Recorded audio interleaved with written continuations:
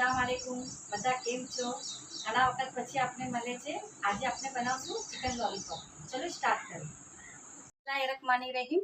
આ આપણે મુર્ગી ચિકન લીધી છે લોલીપોપ અડધો કિલો અને ધોઈ કરીને એને પાણી નાખજો. પાણી નાખીને વિનેગર 2 ચમચી લેજો અને નિમકમાં રાખી દેજો પાણી સાથે અડધો 1 કલાક સુધી. એટલે તમારું જે પણ આમાં બ્લડ કાંઈ પણ હશે એકદમ સાફ થઈ જશે. અને ધોઈને પછી પૂરું એને ડ્રાય કરજો. જરા પણ આમાં પાણી ના રહેવું જોઈએ. હવે આપણે સ્ટાર્ટ કરે છે. આપણે 1 ચમચી આપણે લસણ લઈ છે. લસણ, આદુ અને મરચાં મેં સાથે ગ્રાઇન્ડ કરેલા છે. તમારે મરચાં ના જોતા હોય તો ના લેતા. હવે આમાં આપણે 1 મોટી 2 ચમચી અમે આ માપ લીધેલી છે. 2 ચમચીનો કશ્મીરી મરચું છે એ આપણે આમાં એડ કરે છે.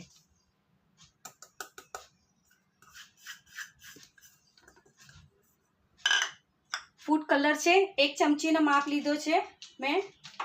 આ માપ લીધો છે અડધી ટીસ્પૂન જેટલો ફૂડ કલર છે. ઓપ્શનમાં છે, નાખવું હોય તો નાખજો, નહીં તો પછી કાંઈ વાંધો નહીં.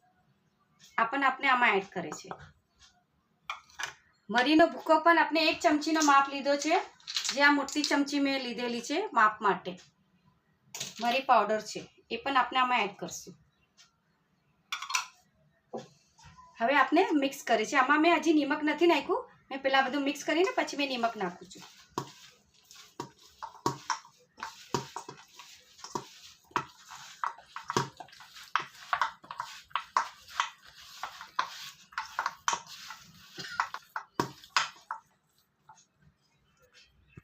હવે આના અંદર આપણે 4 ચમચી મોટી ભરીને મેદો લીધો છે.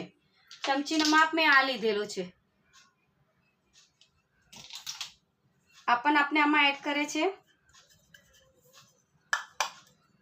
આમાં પણ મેં 4 ચમચી કોર્નફ્લાવર લીધો છે. 1 ચમચીનો માપ છે આપણો.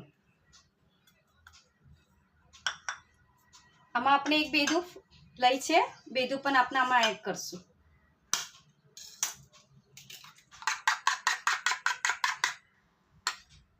આમાં આપણે મિક્સ કરે છે.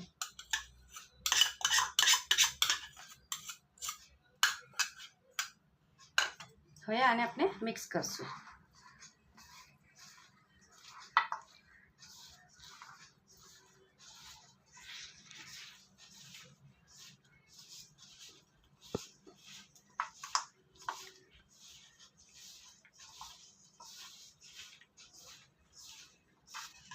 મેં 2 ચમચી જેટલું પાણી લીધું છે એ પણ મેં આમાં નાખીશ.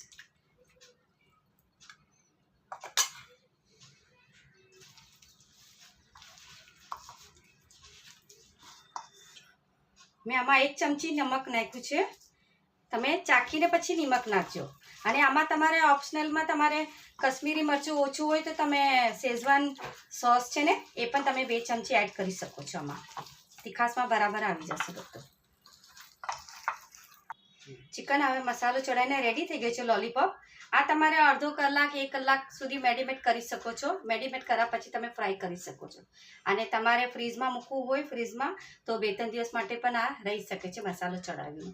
અને ગમે ત્યારે મહેમાન આવે ત્યારે તમે ખાઈ શકો છો.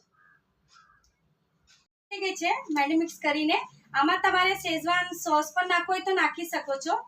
અગર તમારે કાશ્મીરી મરચું ના હોય તો ઓપ્શનમાં. એકદમ ગરમ નથી થવા દેનું. થોડું નોર્મલ હોય ને ત્યારે જ આપણે આ નાખવાનું છે. કેમ કે નહીં તો એકદમ થઈ જશે ને તો આપણે આ કોટિંગ જે નાખી છે ને બળી જશે. જો આવી રીતે મસાલો ચડવો જોઈએ પૂરો.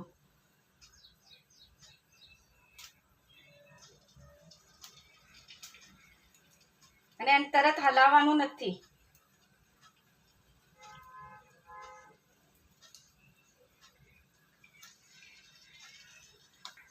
તમારી કઢાઈમાં જેટલું આવે એટલા પ્રમાણે જ નાખજો. વધારે ના નાખતા. અને આ હલાવ ના કરતા થોડું તલાઈ જાય પછી એને આપણે ટર્ન મારશું. ત્યાં સુધી એને સરખું આમ જ રહેવા દેજો. આપણે આ રેડી થઈ ગઈ છે. અને આ મેં છે ને ધીમી આંચે ફ્રાય કરજો. ફાસ્ટ ગેસ પર કરશો તો અંદર કાચી રહી જશે. તમે આ પણ ગેસ પર મેં મૂકેલું છે, ધીમી આંચ પર જ મૂકેલું છે. હવે મેં આ નીકાળું છું. રેડી થઈ ગઈ છે ચિકન લોલીપોપ.